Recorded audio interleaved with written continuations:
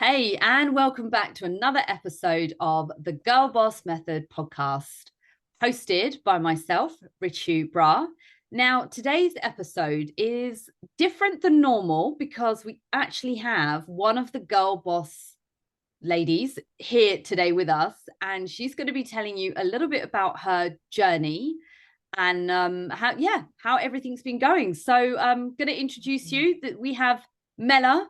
So hey Mella, it's Hi. great to have you on the podcast. So first things first, I would love you for just tell everybody, what have you achieved over the last 12 weeks, because we've been together for 12 weeks now.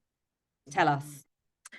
So it's been a bit of a journey. I would admit an unexpectedly successful journey. So I have in 12 weeks gone from 85.3 kilos down to 75.7 kilos, which is 9.5 kilos down, about 20 pounds. So just over sort of a stone and a half. And I have lost 12 centimeters off of my waist. Amazing. Yeah, bit of a change. So yeah, that's amazing. So like, congratulations, really, because you've just absolutely nailed it. And Thank you. I want to take it back to like the beginning, maybe even talk about that time before we started working The together. wobble. Yeah. So today, for those of you that are listening, today is actually the 24th of January, and Mella and I officially started on like the 31st of October. Yeah. And Mella, just firstly, tell us how you felt before we started working together. So before we'd made any contact, like just let everyone know what's been going on in your head. Honestly, miserable. I was the heaviest I've ever been. Let's be honest, everyone has their fat jeans, the ones that you wear when you've put on a couple of extra pounds that aren't quite as snug. They were too snug. Um, and I was like just in really bad food habits. Yeah, just feeling really miserable, kind of feeling at a loss, stuck really, not really sure on what was going to be the best path for me.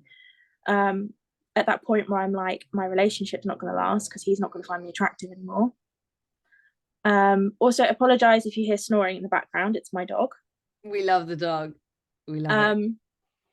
Yeah, like he's not going to want to be with me. He's not going to be attracted to me anymore, which is complete crap because he was like, I couldn't care less. Anyway, exactly. I love you anyway. But just in my head, no self-confidence, constantly, the baggy clothes, hiding everything. Yeah. So just really, really flat and not like looking in the mirror or anything like that, really. Okay, so that's the past now, because it's not how you feel now. No. And then tell me what inspired you to take that first step. And I don't know, we made contact. So Yeah. So I was just like, I've always been very bad at holding myself accountable. Because I don't mind disappointing myself. Who's going to be disappointed me when I'm disappointed anyway? So it's fine. So I've always worked better with having someone tell me, you're doing this, you're doing this, and you're doing this. And if you don't do this, this is what's going to happen. And also, when you're paying for a service, you're kind of more likely to stick with it. So obviously we've followed each other for years on social media and kind of briefly touched base before. And the main reason I reached out to you was because I'm a vegetarian myself. I find that a lot of coaches that don't understand vegetarian and vegan diets just make you eat corn or loads of, they don't understand the different ways we have to get protein into our diets.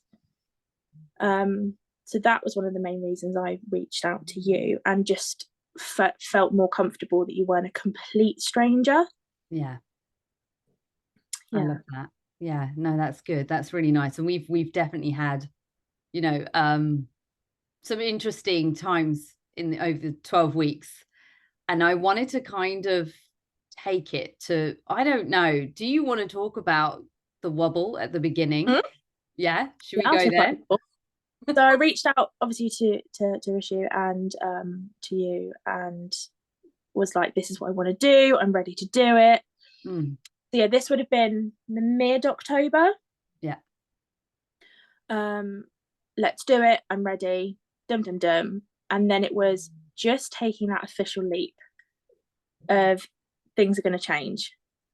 I was just like, no, no, can't do it. Too much.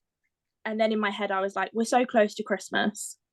There's no point because I'm not really going to make any real differences before Christmas. Then I'm going to put it all on over Christmas. So I'll be back to square one just after anyway. So yeah, that was the wobble really. But then I had a conversation with my boyfriend and I had a conversation with you of let's just get going and see where we get. And yeah, what was I by Christmas? Have a look. 10. I need that reminder. I think I was 5 kilos down by Christmas. I'm just going to bring this up, If Mella. not, in fact, no, I was more than that. I think I was 8 kilos I down by think you'd Christmas. made a really big dent in that progress, but we're going to get official here. But you know I'm what, pretty Mella, sure. I didn't know that you had this conversation actually with your boyfriend, and I think that is so important that your partner supports you on your journey, and the fact that you've had that conversation together. I just think that just shows, how much he cares about you and your relationship together as well. Yeah, and he was very much just like, I'm very lucky. He's amazing. He was like, darling, I'm behind you 100%. Whatever Yeah. you want to do. He was like, let's just do it. He was like, I can see how much it's affecting you. Let's just do it. And if it doesn't work, it doesn't work. We can go from there. I even had a conversation with my mum. Oh, because my mum's my best friend and voice of reason. I love that. And even she was like, just go for it. Just do it. Like you're that kind of thing of, well, if you don't think you're going to achieve anything by then, be it square one, you're not gaining and you're not losing anything. Mm-hmm. So what you're only going to get is like have yourself in good stead for the start of next year. Yeah. So actually, you've had really good cheerleaders all along. Oh my God. To be Yeah. honest, I don't think I could have done it without them. Yeah. Of the little times when when I message you and be like, oh, I want to eat everything. And Nathan will just be like, do you need that biscuit, do you? And I'll be like, Is no. that what they would say? Oh yeah. Oh yeah. Oh, bless. And mum's like, I've made this for dinner, like when Yeah. we stay at hers. I've Yeah. made this. Is that okay? Oh, that's so Or sweet. what can you eat? What can't you eat? And yeah. But you can eat everything, right, Mella? Exactly. And that's what I keep saying Exactly. to them. I'm like, Mum, I can eat everything. I Yeah. will just my scales are now my new best friend. My scales come everywhere with me. Oh, bless. And that's just good preparation though as well. And it just takes I don't know, the anxiety out of the situation, knowing that Completely. yeah. Completely. I'm like, yeah, I can have all of what you're making. I just need to weigh it out so that Yeah. it fits within this. Yeah, exactly. And yeah.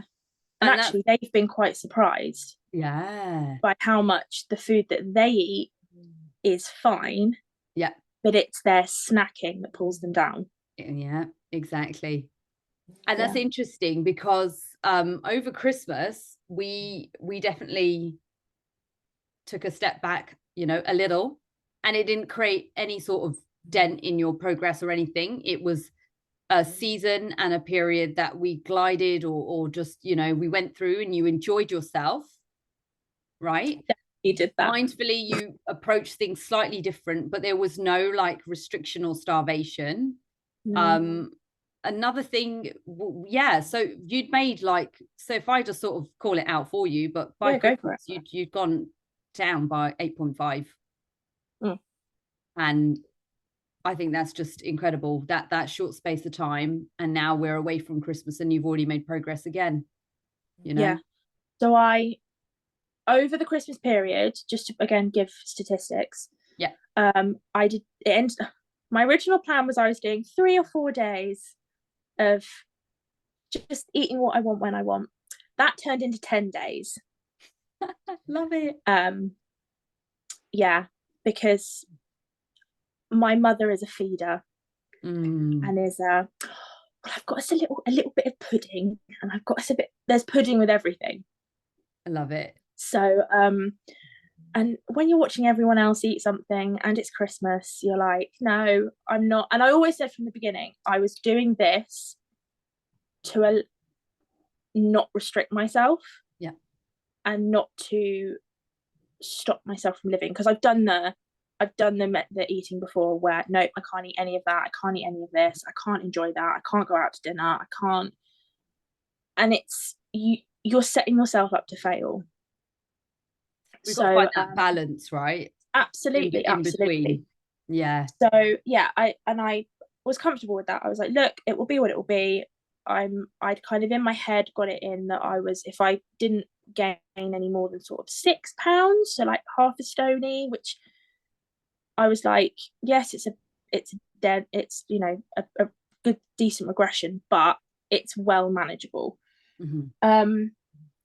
And actually it worked out, if you work out the sort of average over the 2 weeks. At one point I'd gained 8 pounds, but the second, literally within 3 days of going back on the girl boss method, yeah, in total I'd actually only put on 2 pounds. Amazing. But it was just bloating and water weight and just volume of food in me. Yeah.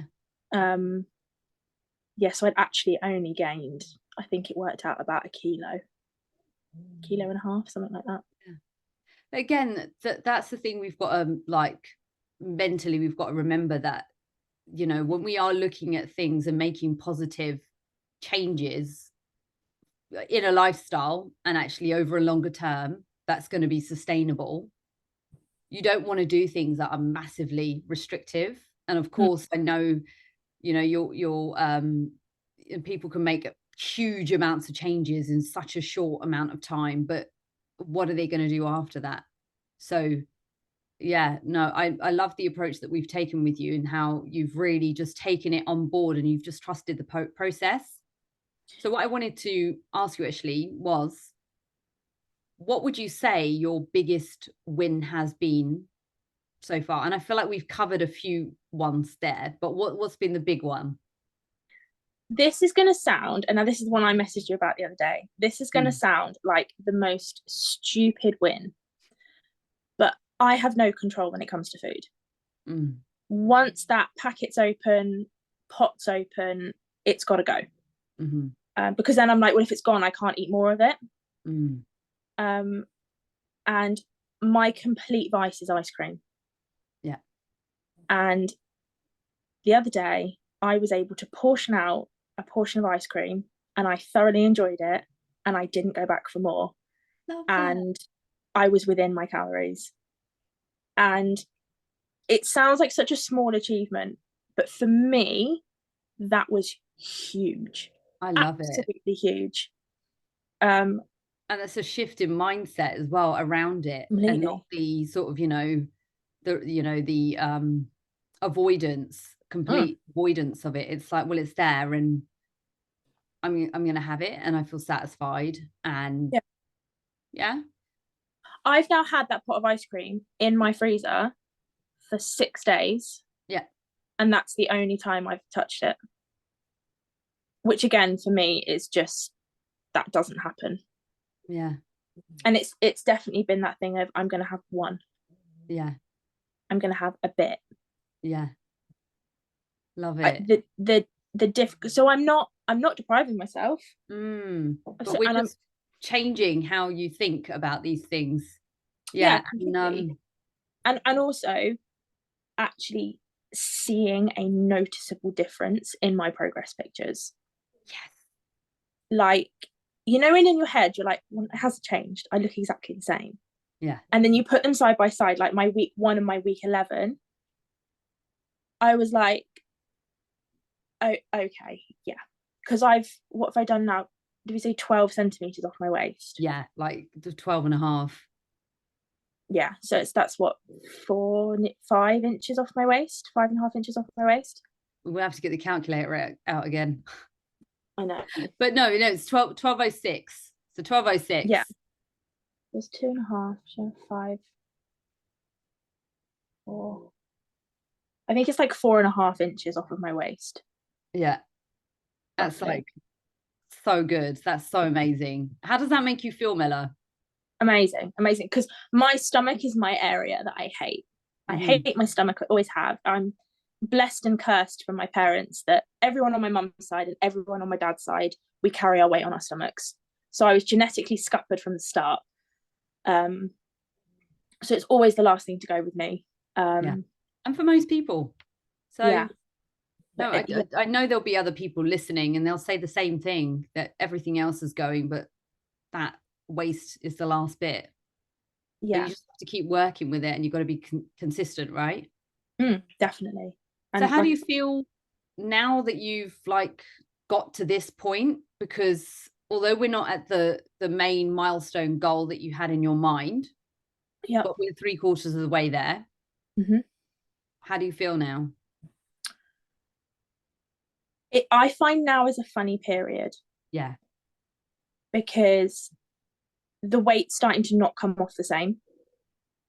Because obviously my body's quite used to it now, and yes, it's still a very decent deficit, but it's not as much of a shock as it was if you do weight to deficit ratio. And also I'm now at the gym, so I'm building muscle, so that starts to overtake. So slightly a little bit in my head, I start to get nervous. I start to get the, am I going to get there? Yeah. Can we do it? I know we will because we've got this far. Yeah. But you just start having that, and then it's, well, I've got here, but then can I sustain here?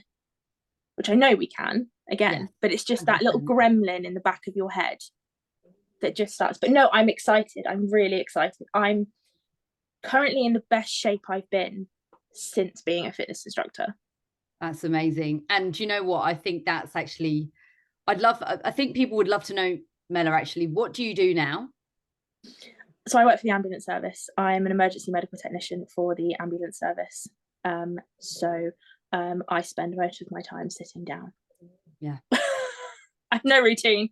This is another reason why I reached out, because I don't know when I'm going to eat. Yeah. I don't know if I'm going to eat. I struggle to get fluid in because I can't get to a toilet. You end up, for example, we've had a couple of really horrible jobs the last few weeks, where unfortunately people have passed away. Yeah. You just want to get into the truck. You want to go to the shop, get a bag of chocolate, and just dopamine binge. Yeah. But you can't. You can't. Sorry. Oh, I don't know what she's effing at. Yeah. So that side of it is tough, difficult. And then on your days off, so I can't train when I work because I work between 10 and 12-hour shifts. I've tried it before where I train after or before. I need sleep. I'm someone that needs, when I'm working, to be honest, 8 to 10 hours of sleep to cognitively function with what I've got. I think that's massively important as well. So it's not all about, what we've done is not make you, oh, you've got to go and do 5-6 sessions a week. It's got to fit around your schedule, and you make that happen, Mella. That's brilliant. Yeah. Mella, sorry, go on. No, go on. What I found was really interesting is, and I think people will find this interesting, is that you were a fitness instructor. So you've got all the knowledge in the world. What is it, as they say, all the gear and no idea? But what would you say is the biggest thing, though, with knowing everything, you know. I'll be honest, it makes me feel like a failure. Oh no. Which I know it's not, because I know that most people in the fitness industry Yeah. have their own coaches. I was gonna say, and that's just that I've had my own coach in the past, Mella. Yeah. A couple of girls. I've had two other coaches Mm. for different varying things. Yeah, yeah. But I think when you preach it, you tell people what they need to do and you support other people through it, and you can't do it yourself, Yeah. it feels like it's a bit of a black mark. Yeah. Again, it's not. And I've never been a six-packed, super skinny. I hate to use the term big boned because it's crap, but I was a swimmer. I'm broad shouldered. I'm big boobed. I'm wide backed. I'm not petite, has never been a word used to describe me. And then the fitness instructors that I used to work with were six-packed, glutes out to the nine, you know, Botox, the whole lot. And I was just like, hello, in the corner. So the pressures have always been a lot different, but I've always specialized more in the bodybuilding side. Yeah. So again, the image is different. The image isn't about being super skinny and it's about being lean and muscular. So exactly. Yeah. Yeah. And also I've just had, while I was doing it, so I was fitness instructor for 5 years, so from when I was like 18 to 23, 24 ish. But and I was training for myself 6 days a week, bodybuild style training. And I was teaching between 7 and 11 classes a week, from spin, legs, bums and tums, aqua aerobics, toning, you name it, I've done it. And I'd actually partake in all the classes as well. But then because you're burning so much, you're so hungry all the time. Yeah. Yeah. And then it becomes, okay, I've got 2 classes this morning, 2 tonight, and I need to train. You just need energy. So then a bag of M&Ms gets down the hatch. Do you know what I mean? It's that kind of thing. And then I've got hypermobility syndrome. So my ligaments and tendons are basically too elastic. They don't hold my joints in how they should. So my muscles take over that role. So essentially, I'm very prone to dislocation. High impact stuff is quite painful. And I got to the point where I was in pain all the time. My knees hurt, my back hurt, everything. My ankles were wrecked. At one point, I was wearing an ankle brace, a knee brace, and heat packs on my back, and having to come home and just lie flat. And this was whilst you were working in fitness yourself? Oh, yeah. So I'd be training and teaching classes strapped up to the nines. And I got to the point where I was like, I'm 21, 22. I'm going to wreck myself. Yeah. This isn't sustainable. So but that was then when I was like, right, I'm going to focus on me. I want to do bodybuilding. My dream has always been to do a bodybuilding show. We'd started, I'd got a coach. I was 20 weeks out from my first bodybuilding competition. I was warming up on a Smith machine. Bang, my back went. I impinged my spine. So my L5S1, so right down the bottom vertebrae, essentially went like this. And in the impingement was my iliac nerve. Oh. So every time I walked, it was like I had sciatica. Well, I was bedbound for 2 weeks. Oh no, Mella. I couldn't sit in bed and cross my feet without crying. Oh. My dad would have to like turn my hips in bed for me to lie on my side. I was in absolute agony. And 10 months before I was able to step foot back in a gym, because my leg would just give out. I'd be walking, I mean, it was hysterical, because I'd be walking along, my leg would give out and I'd go down like a sack of spuds, or almost go down. But then that's jarring everything again. Yeah. And I was just like, I'm done with this level of training. I can't do it. My body can't do it. It's not sustainable. No, it's not sustainable. Not. My body can't do it. And then, yeah, it was starting from scratch. But by which point I'd gone into the security industry. Mm-hmm. It was 12-hour shifts, 4 to 5 days a week, working nights on the doors. Then it's, well, I've been on my feet all day. I'm knackered. I don't want to go to the gym. And yeah, then everything just slowly gets on top. And here we are, however many years later, starting from scratch again. Oh, it's been a journey, but I feel like so many of us, Mella, especially when we start taking like career and work more seriously as well, because obviously you've had to retrain and become a technician, paramedic technician. Is that the right title? Technician. Technically it's an emergency medical technician. Okay. Yeah. So there's been that, and this is just like a shift, and you work shifts, you work long hours, and it's changing things and actually becoming more career focused and focusing on work. That in those times, and it happens to a lot of us around sort of like late 20s, early 30s, that we pull away from ourselves and looking after ourselves. And that was another reason as well, is that I was like, I want to have children one day. Yeah. Just being pregnant for someone with hypermobility, 9 times out of 10 you end up on crutches by the end of pregnancy, because your hips don't want to stay where they need to stay. Because when you release the relaxin, you're already too elastic as it is. It's even worse. So you, like I say, 90% of people with hypermobility in pregnancy end up on crutches at later stages in pregnancy. And I was like, I can't be scuppered now for my future. I don't want to be arthritis riddled and in constant pain by the time I'm 30, 40. Yeah. Something's got to give. Yeah.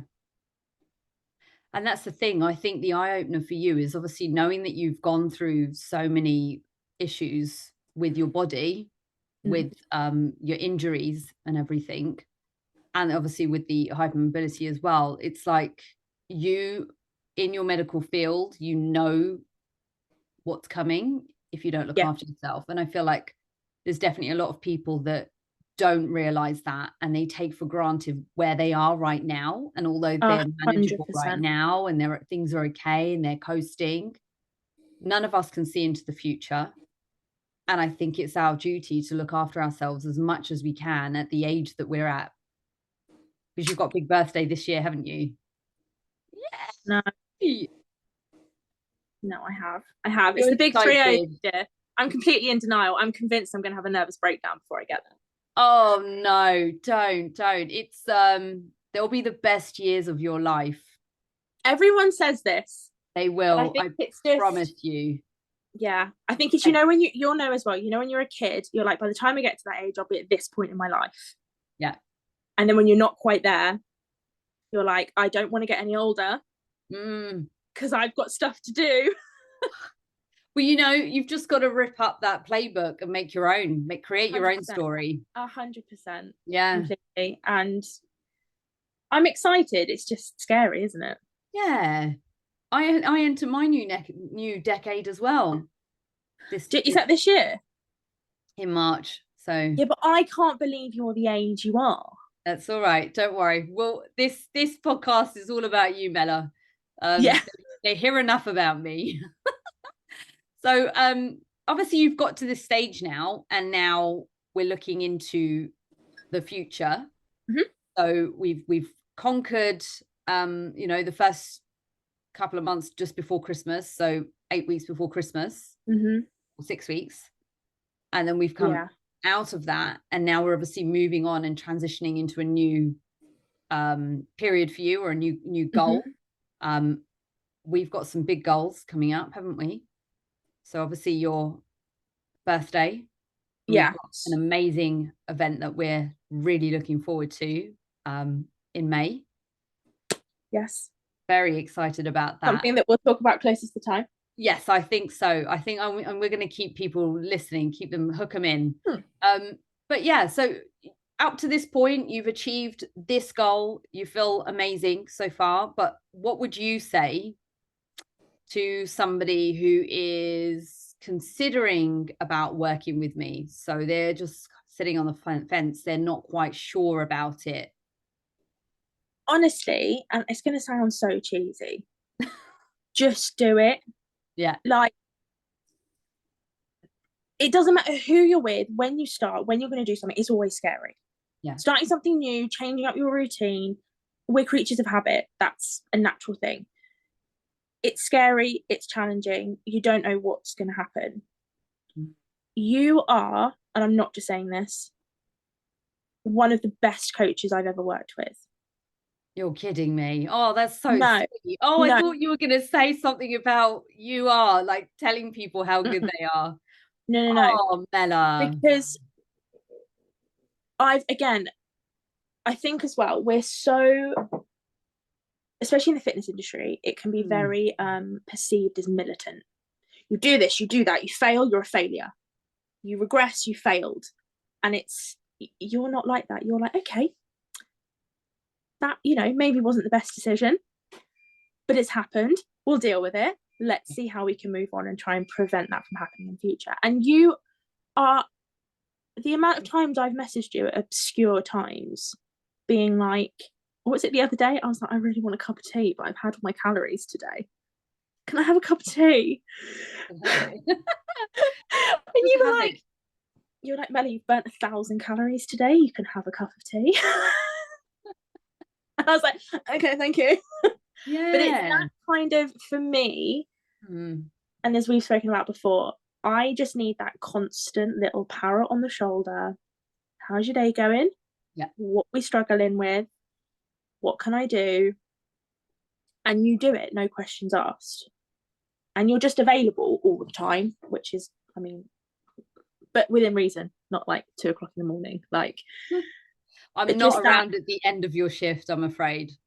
No, because that's you were saying that you had to walk the dog at 2:30 a.m. right, last night? No, I walked her this morning. This morning at 2:30 a.m. this morning, but I have to like get her out and let her out, because when I come home, it's the most exciting thing that's ever happened at 2:00 in the morning. Of course. This morning I got home and I said to my boyfriend, "How was she?" "She's been up 3 times since midnight." Oh. Because if I'm late home, she keeps waking up at every noise until I'm home. Oh. So cute. Yeah. So it's just doing it. I'm not gonna lie and tell you it's gonna be easy. It's not. Mm-hmm. It's not. Is it anywhere near as hard as I thought it was gonna be? Not at all. Not at all. Because it is just tracking what you're eating, which sounds boring. Okay, it's not the most exciting thing to do. But by just sitting down and going, okay, I can have that, but I just need to have half the amount rather than all of the amount. That's it. There's no big secret. There's no big, you've got to do this changes, that changes. It's literally, this is your calories you can have. You can either be sensible and eat 4 or 5 times a day, or you can blow it and eat once.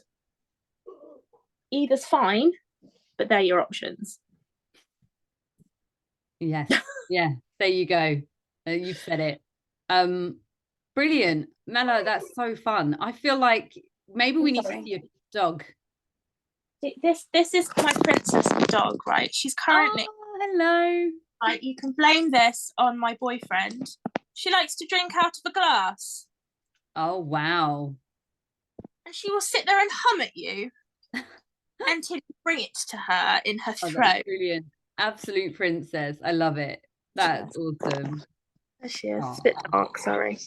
But yeah, and also, just to finish off, it's not going to the gym 5 days a week, doing millions of this, millions of that. Weeks that I've got the dog and I'm working, I do a daily walk and I gym it maybe once or twice a week, if I can. There's also been a couple of weeks I haven't been to the gym, but it hasn't affected my progress. Yeah. Wicked. No, Mella, you've done amazing. I'm so proud of you. And just to say that again, that Mella has been with us, 12 weeks tomorrow, and she's achieved so much in this time. And also I invested in a belt, didn't I? Oh yeah, go on then. Let's see. So for those of you that are watching on YouTube, sorry, Mella is just going to do a quick striptease. So if you're listening to the podcast, you need to get on. Look at that. That is incredible. these used to be too tight on me. They were uncomfortably tight. I've now had to buy a belt because everything's falling off of me, but I refuse to buy any new clothes until I've reached my goal. Love that. That's brilliant. The belt looks really good as well. It was my dad's. I stole it. I was like, Dad, this is mine now. He was like, oh, okay. Okay. Oh, Mella, thank you so much. Do you feel like there's anything else you want to like add or say to encourage maybe some of the other girls that are on the Girl Boss method as well? Just keep going, guys. And also, I find, because when you come on the Girl Boss method, you become a proper little community. We have a WhatsApp group. We message each other, and of just reaching out and going, girls, I'm having a tough day. You know, we share recipes, we share tips and advice, and if we're having a bad day, we talk to each other, and it's that, and it's just, you don't feel like you're doing it on your own. Yeah. And yes, it's an investment, but you won't regret investing in it. Definitely. I love that. Stupid squeaking dog. Yeah. Get a dog, they said. It'd be fun, they said. Yeah. And Mella's just, you've got your lovely cup of tea. You love a cup of tea. Oh my God. Yeah, so caffeine ambulance service. Oh yeah, love it. I'm a coffee person myself. Yeah. And I'm also very much, because I maybe only have 2 or 3 cups of tea a week. Because I work in my coffee protein drink daily. That when I do, I have it with sugar. Love it. I love that. I'm not. And then sometimes if I'm really, really craving and I'm over it, then I do it with sweetener. But okay. We're good. Yeah. You're doing good. You're doing excellent. And yeah, everyone who is listening to this podcast, thank you so much for joining us. And yeah, if you found that listening to Mella's story has sort of like inspired you, or maybe you're a girl boss already and you want to jump on, we need to get some of the other girls on as well, Mella. So we'll get in the group and encourage them, because I think you're the second one now to do this with us. We had Nicolette before. So yeah, so those of you that are listening, this has been the Girl Boss Method. You have been joined by myself, Richu Bra, today, and we were joined amazingly by Mella. I should really sign off like smoother, but hey, whatever it is, it is.